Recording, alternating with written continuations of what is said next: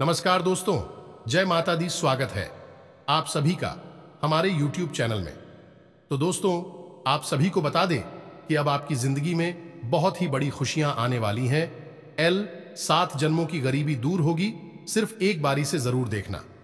अगर आपकी जिंदगी ना बदल गई तो फिर कहना। जी हां दोस्तों, अब आपकी किस्मत हीरे से भी तेज चमकेगी, घोड़े से भी तेज दौड़ेगी और फूलों की तरह खिलखिला उठेगी। आपकी किस्मत, आप बहुत ही भाग्यशाली इंसान हो जो आपके पास ऐसा वीडियो जाता है। तो दोस्तों, ऐसा मौका हाथ से जाने मत दो और इसे पूरा देखना है। अब आपकी जिंदगी में एक बहुत ही बड़ी और शुभ घटना होने वाली है। यह शुभ घटना आपकी किस्मत में 4 चांद लगा देगी। हो जाइए तैयार, क्योंकि अब आपके जीवन में पैसे रुपए को लेकर कोई भी तंगी आज के बाद रहने वाली नहीं है। या दोस्तों, यह हमारा आपसे वादा है कि इस वीडियो को पूरा देखने के बाद आपके जीवन से पैसे रुपए के तंग एक हमेशा हमेशा के लिए समाप्त हो जाएगी।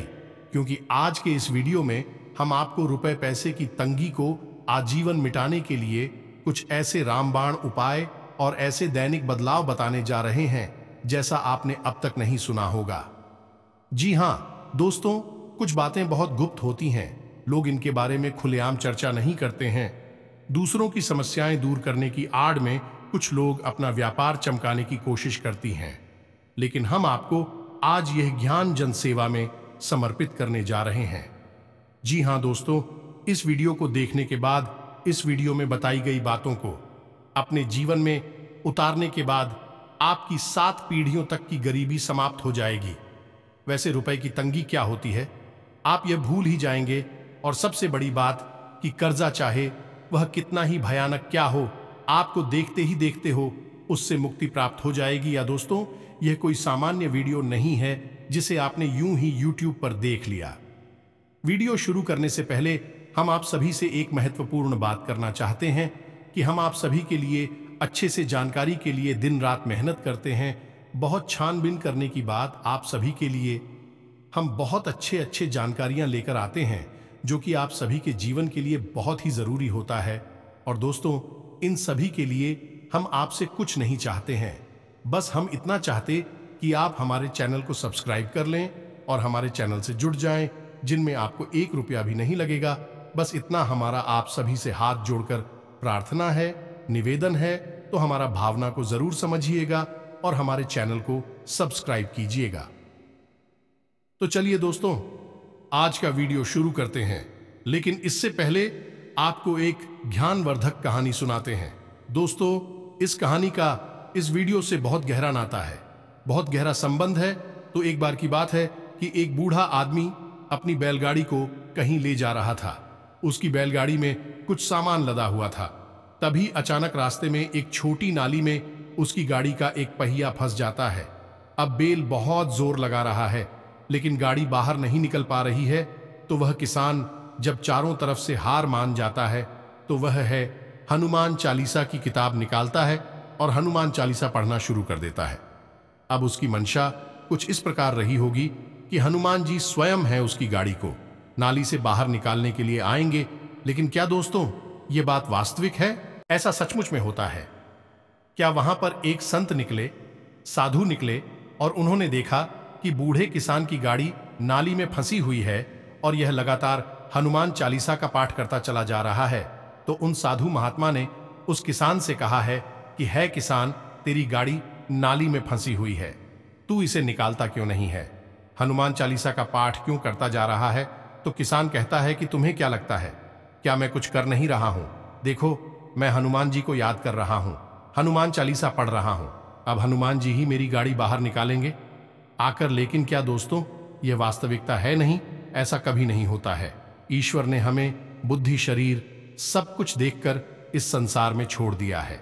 अब ईश्वर यह चाहते हैं कि हम कर्म की शक्ति को पहचानें और कर्म के माध्यम से ही अपने जीवन को, अपने भाग्य को बदलें। यह बात अलग है कि जब आप ही ईश्वर को याद करती रहती हैं, ईश्वर की भक्ति में लीन रहते हैं, तो कोई ना कोई माध्यम ईश्वर अवश्य भेजता है आपकी मदद के लिए, आपकी आंखें खोलने के लिए। जी हां दोस्तों, जब भी आप रास्ते से भटकेंगे, ईश्वर किसी न किसी को माध्यम बनाकर आपके पास भेजेंगे।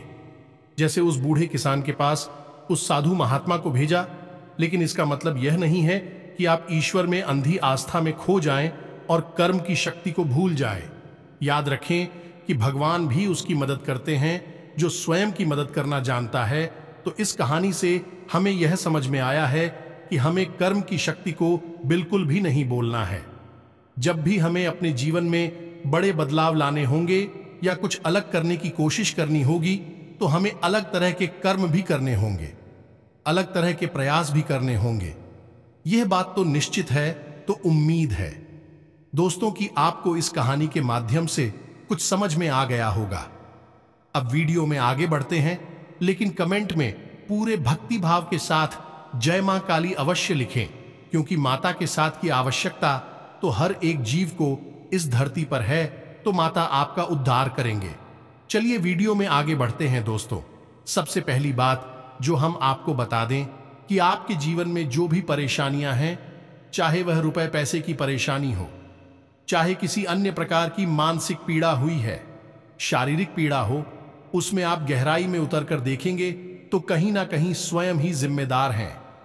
जी हां दोस्तों, अब आप खुद ही गौर करके देखिए कि आपके अंदर कुछ ऐसी कमियां हैं कि नहीं है, जैसे कि आप भावनात्मक तौर पर बहुत ही कमजोर हैं। कहीं ना कहीं आपके मन में दूसरों से प्रेम पाने की चाहत हमेशा बनी रहती है और सम्मान पाने की चाहत भी बनी रहती है। इस चक्कर में होता यह है कि कुछ चापलूस जैसे लोग, कुछ चमचागिरी करने वाले लोग आपका फायदा उठा लेते हैं। जी हां दोस्तों, भी तमाम तरीके की बेहकाने वाली बातें, चिकनी चुपड़ी बातें करके आपके मन को बहका देते हैं और आपसे अपना काम निकलवा लेते हैं। कभी कभी तो ऐसा होता है कि आप अपने जरूरी काम छोड़कर दूसरों के कामों में व्यस्त बने रहते हैं और अंत में नतीजा कुछ भी नहीं निकलता है। दोस्त, हम आपको बता दें कि आप अपने जीवन के बारे में विचार करके देखिए कि आपने कई बार किसी किसी की इतनी मदद की है जितनी कि कोई इस संसार में किसी के कर नहीं सकता, लेकिन अंत में जाकर आपको बुराई ही मिली है। जिस इंसान को आपका हमेशा एहसान मानना चाहिए था, वही इंसान आज पीठ के पीछे आपकी बुराइयां करता फिर रहा है। जब आप ऐसा व्यवहार देखते हैं तो आपके दिमाग में ऐसे ख्याल आने लगते हैं, शायद इस संसार में ही कुछ गड़बड़ है, कुछ कमी है कि मैंने तो अच्छा ही अच्छा किया, लेकिन मुझे बुराई क्यों मिल रही है। लेकिन दोस्तों, यह संसार इस तरह नहीं चलता है। इस संसार की व्यवस्था इस प्रकार है कि पहले आप अपने जीवन के बारे में सोचिए, अपनी शक्ति को प्रबल कीजिए। जब आप शक्तिमान होंगे, धनवान होंगे, तो लोगों की मदद करके आप तुरंत उनका दिल जीत लेंगे। लेकिन यदि आप अपने काम छोड़कर, अपने काम को आगे बढ़ाकर डालकर दूसरों के कार्य में उनकी मदद करने जाएंगे, तो ना तो आपको सम्मान प्राप्त होगा और ना ही लोगों का प्रेम भी आपको मिलेगा। ये दोस्त हो, तो ये आपकी बहुत बड़ी कमी है कि आप भावनात्मक तौर पर दूसरों पर निर्भर रहते हैं। तो आप इस आदत को छोड़ दीजिए। जिसको खुश होना होगा वह हो जाएगा, जिसको नहीं होना होगा वह नहीं होगा। आप तो बस अपने काम पर ध्यान दीजिए। जी हां दोस्तों, कुछ छोटे छोटे दोष और भी हैं आपके अंदर। जैसे कभी कभी आपके अंदर आलस बहुत बढ़ जाता है और आपके काम को डालने की आदत आपके ऊपर हावी हो जाती है, जिससे आप अपने जरूरी काम को भी आगे डालते रहते हैं और फिर आपका बहुत नुकसान हो जाता है। हम यह नहीं कह रहे कि आपके अंदर यह आदत हमेशा रहती है। वैसे तो आप बहुत मेहनती हैं, आप पूरा शारीरिक और मानसिक बल लगाकर अपना कार्य बहुत अच्छी तरह से लिफ्ट आती हैं, लेकिन कभी कभार आपके अंदर यह दुर्गुण उत्पन्न हो जाता है। तो अब आप सतर्क हो जाइए कि जब भी आपका मन किसी कार्य को करने के लिए ना करें और वह कार्य बहुत जरूरी भी हो, तो अब हमारी इस बात को याद कर लेना कि काम को आगे नहीं डालना है, क्योंकि इस संसार में मानव के हाथ में सबसे बड़ी शक्ति जो भगवान ने दे रखी है वह कर्म की शक्ति है। जी हां दोस्तों, एक और कमी आपके अंदर यह है कि आपकी धार्मिकता का भाव कभी स्थिर नहीं हो पाता है।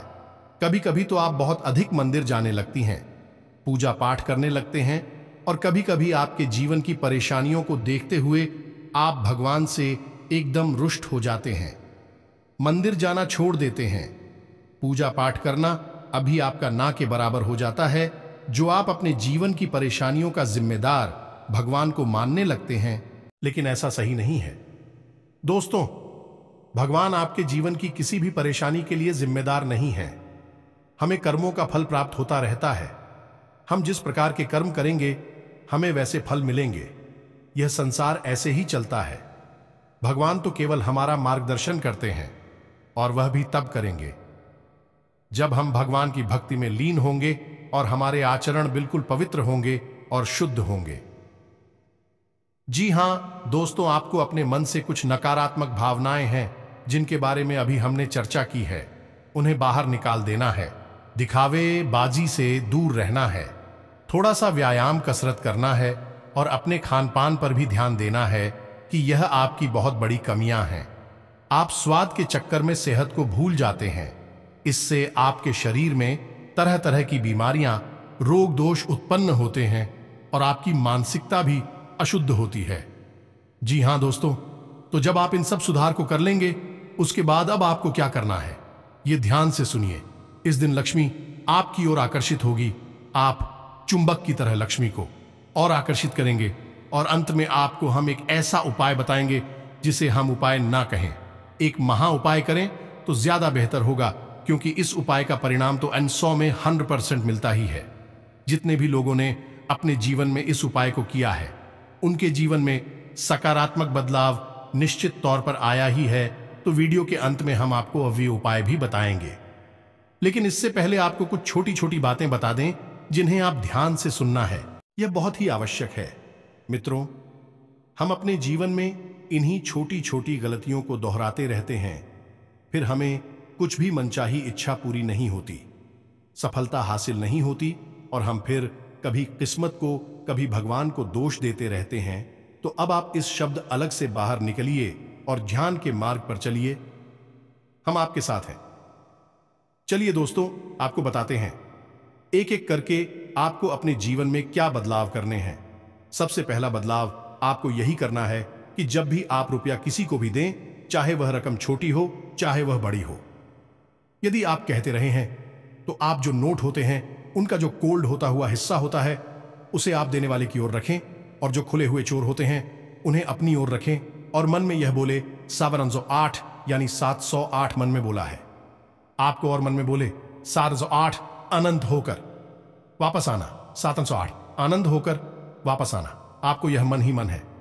2-4 बार या एकाकार जितनी बार भी बोल सकते हैं, आप बस बोले, इससे होगा यह है कि आप लक्ष्मी को अपनी ओर आकर्षित कर रहे हैं। हालांकि अभी आप खर्च कर रहे हैं, लेकिन यही लक्ष्मी सैकड़ों हजारों गुना बनकर आपके पास वापस आएगी। जी हां दोस्तों, से 108 माता लक्ष्मी को चुंबक की तरह आकर्षित करने वाला नंबर है। जी हां दोस्तों, इस प्रकार आप धन खर्च करके भी वापस धन को अपनी ओर आकर्षित कर पाएंगे। अब बात करती हैं धन के संचय की। जी हां दोस्तों, जो भी थाना आपके पास आता है उसे आप कैसे और कहां संचित करेंगे। दोस्तों याद रखिए कि आप कितना ही अच्छा पौधा लाई है, लेकिन अगर आपने बहुत ही के लिए जगह है अच्छी नहीं सुनी है, यानी जिस गमले में आप बहुत ही को लगाना चाहती हैं उसमें आपने मिट्टी ठीक से नहीं रखी है, जल बगैर आप अच्छे से नहीं देते, खाद अच्छे से नहीं डालते, तो वह पौधा कुछ दिन में ही समाप्त हो जाएगा। इसी प्रकार का है, आप पैसा कितना भी कमाई है, कहीं से भी लाइए, लेकिन आपके पास पैसे को रखने की सही आध्यात्मिक जानकारी नहीं है, तो वह पैसा तुरंत समाप्त भी हो जाएगा।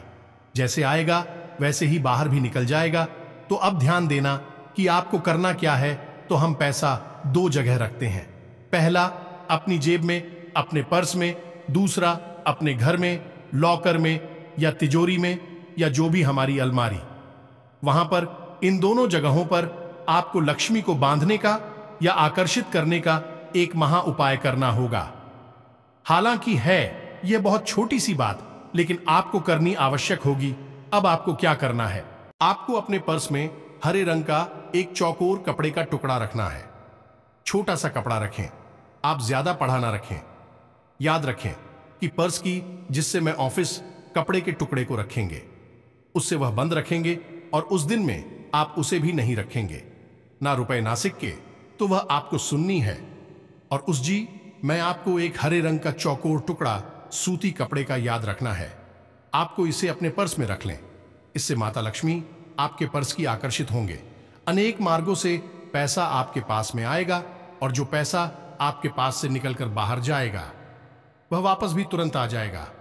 जिला दोस्तों, किसी के साथ साथ है स्कूल चांदी का टुकड़ा कि अगर आप कर सकते हैं तो अपने पर्स में अवश्य रखें। यह दोस्ती, यह भी बहुत ही आवश्यक और बहुत ही सिद्ध उपाय है। और यदि आप चांदी का टुकड़ा कहीं से व्यवस्था नहीं कर सकते हैं तो एक चांदी का छोटा सा सिक्का है, अपने पर्स में रखें। यह दो चीज है, आप अपने पर्स में रखें, फिर देखें चमत्कार होंगे। आपके पर्स में से पैसे कभी समाप्त ही नहीं होंगे। ये तो थी वर्ष की व्यवस्था।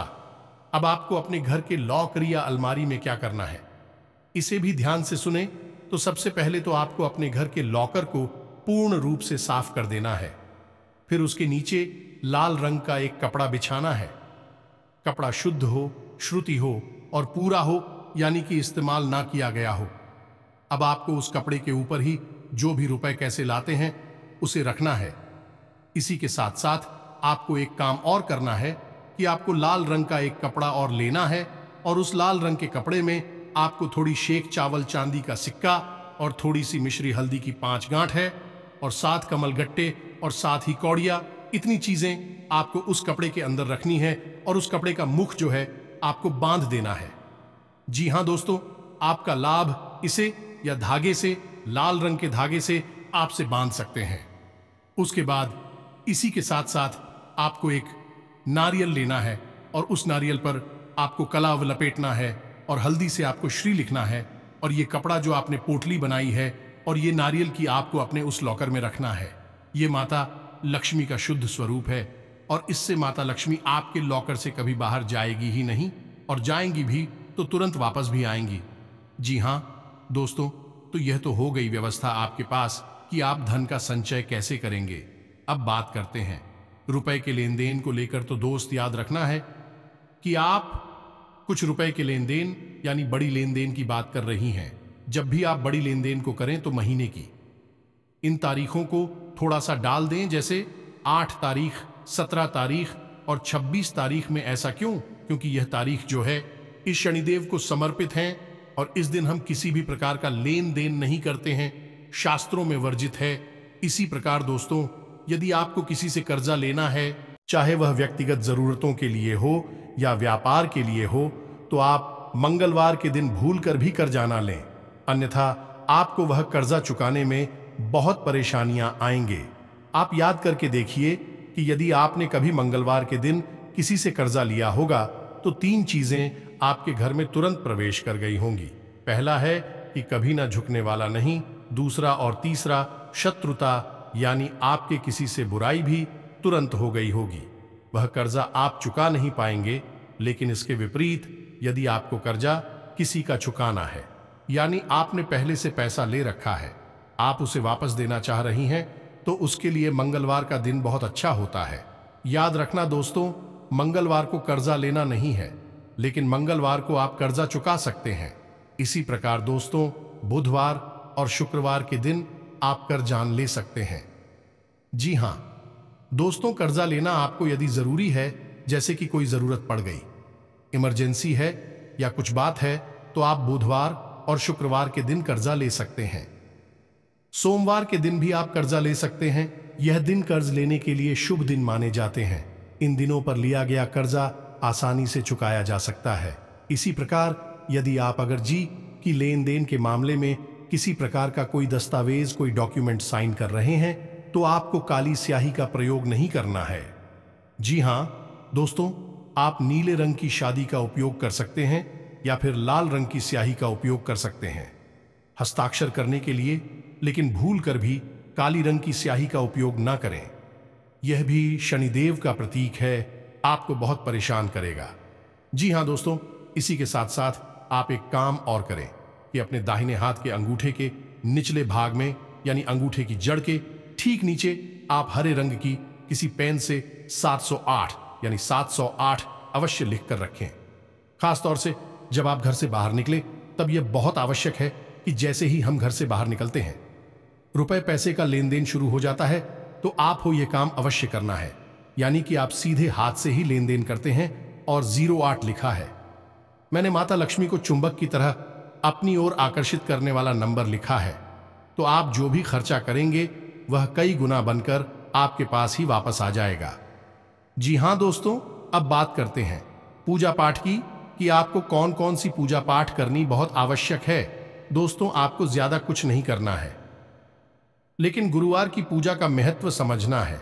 याद करिए, पुरानी जमाने में लोग कितने भक्तिभाव के साथ गुरुवार की पूजा किया करते थे, यानी पीले वस्त्र पहनते थे, इला प्रसाद चढ़ाते थे और भगवान श्री हरि विष्णु की माता लक्ष्मी के साथ पूजा आराधना किया करते थे। आपको भी यह काम अवश्य करना है। गुरुवार के दिन पीले वस्त्र पहने, पीला प्रसाद चढ़ाएं और भगवान श्री हरि विष्णु की माता लक्ष्मी के साथ पूजा आराधना अवश्य करें। यदि आप शादीशुदा हैं तो अपने जीवन साथी के साथ बैठे, और नहीं तो आप अकेले ही इस पूजा को कर सकते हैं। इस पूजा को करने के इतने जबरदस्त फायदे हैं। दोस्तों, आप जब पहले गुरुवार को ही है पूजा करेंगे तो आप अगले पूरे हफ्ते, जाने अगले गुरुवार तक, आप इस पूजा के अंतर को, आप इस पूजा आराधना की फुल को महसूस करेंगे। आपके जीवन में अच्छी खबरें सुनाई देनी आपको शुरू हो जाएंगी। जी हां दोस्तों, इस पूजा का आध्यात्मिक महत्व यह है कि स्वयं भगवान श्री हरि विष्णु और मां लक्ष्मी आपके जीवन में प्रवेश कर जाते हैं। उनकी सकारात्मक ऊर्जा आपके नजदीक आ जाती है।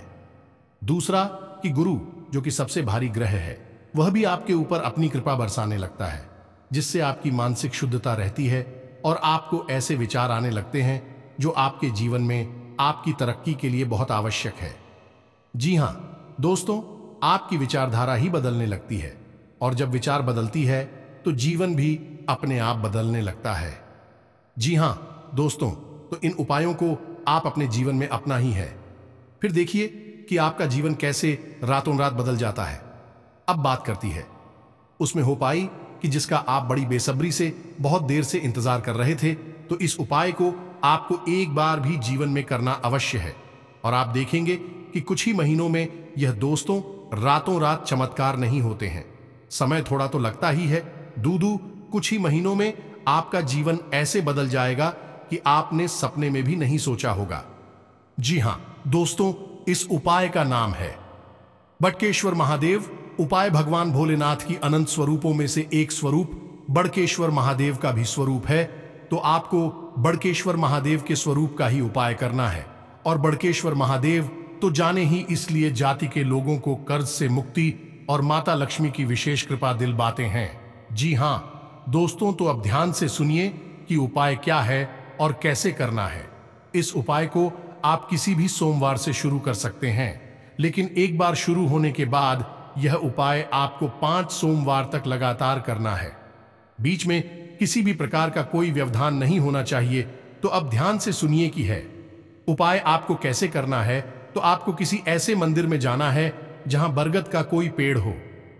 जी हां दोस्तों, बरगद का वह पेड़ भगवान भोलेनाथ का स्वरूप माना जाता है और भटके सर महादेव का स्वरूप माना जाता है। यदि उस बरगद के पेड़ के नीचे भगवान भोलेनाथ का शिवलिंग विराजमान है, तभी आपको उस पेड़ के पास जाना है। अब आपको करना यह है कि सोमवार के दिन सुबह सुबह आपको मंदिर जाना है और बरगद के उस पेड़ के पास जाकर आपको एक लोटा जल लेकर जाना है, और उस जल में आपको पिसी हुई हल्दी और किसी हुए चावल भी मिला लेने हैं। अब आपको उस बरगद के पेड़ की जड़ का पूजन करना है। अब आपको ध्यान यह देना है कि आप उस जड़ के किस भाग को पूजन कर रहे हैं। वह छोटा सा भाग होना चाहिए, क्योंकि बाद में आप उस भाग को काट कर अपने साथ लेकर आने वाले हैं, और आप हर सोमवार को उसी भाग की पूजन करेंगे। यानी ऐसा नहीं कि आज आपने इस तरह पूजन कर लिया, कल पेड़ की दूसरी तरफ की जड़ का पूजन कर दिया। ऐसा नहीं करना है। आपको पेड़ की जड़ के उसी भाग की हर सोमवार को पूजा करनी है। फिर आपको अंत में उस जड़ को काटकर अपने साथ ले जाना है। तो आप ध्यान से चले कि कौन सा हिस्सा आपके इस प्रयोजन के लिए उचित रहेगा। तो आपको वह जल जिसमें आपने पिसी हुई हल्दी और पिसे हुए चावल मिलाकर रखी थी, उसे उस झाड़ के ऊपर अर्पित करें। जी हां दोस्तों, जब आप जल अर्पित कर रहे हो तो आपको भगवान भोलेनाथ से अपने कर्जी के बारे में चर्चा करनी है। मन ही मन करना है। अपने कर्जी के बारे में विचार करना है। प्रभु से विनती करनी है कि से महादेव मुझे इस कर्ज से मुक्ति दिलाई है। माता लक्ष्मी का मेरे घर में आगमन हो, ऐसा मुझे आशीर्वाद दीजिए। और आप जब वह जल अर्पित हो जाए उसके बाद वहीं पर बैठकर एक माला पंचाक्षरी मंत्र का जाप भी अवश्य करें। ओम नमः शिवाय। जी हाँ दोस्तों, और याद रखें कि यदि आप महिला हैं तो आपको नमः शिवाय ओम यह जाप करना है। पुरुषों के लिए किसी भी मंत्र का उच्चारण ओम से होता है और महिलाओं के लिए ओम मंत्र के अंत में लगाया जाता है। इसी के साथ आपको घर वापस आ जाना है। अब आपको 4 सोमवार लगातार यह प्रक्रिया दोहरानी है और 5वीं सोमवार जब आप इस प्रक्रिया को पूर्ण कर लेंगे तो उसके बाद लड़के उसी छोटे से भाग को आप काट कर अपने साथ ले आएंगे। आप उसी विशेष भाग को काट कर लाएंगे, किसी अन्य भाग को नहीं, कि आप स्वयं भगवान भोलेनाथ बड़केश्वर महादेव आपके साथ रहेंगे 24 घंटे। अब आपको उस जड़ के भाग को किसी काले कपड़े में, कपड़ा कोरा होना चाहिए और श्रुति होना चाहिए।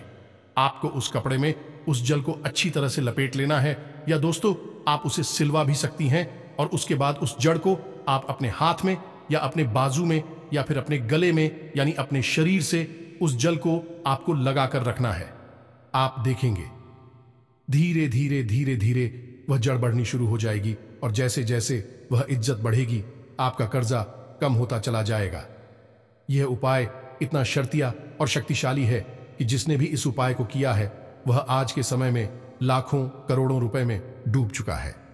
बहुत सारा जो कर्जा था, उनका जीवन नर्क बना हुआ था, वह सब समाप्त हो गया है और उनके जीवन में खुशियां ही खुशियां भर गई हैं।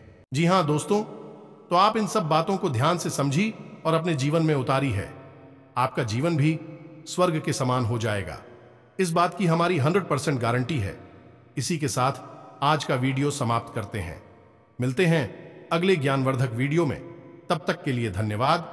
और हां, कमेंट में पूरे भक्ति भाव के साथ ओम नमः शिवाय, जय बड़केश्वर महादेव और जय मान काली लिखना ना भूलें। भगवान भोलेनाथ और माता काली की आपके ऊपर हमेशा कृपा बनी रहेगी।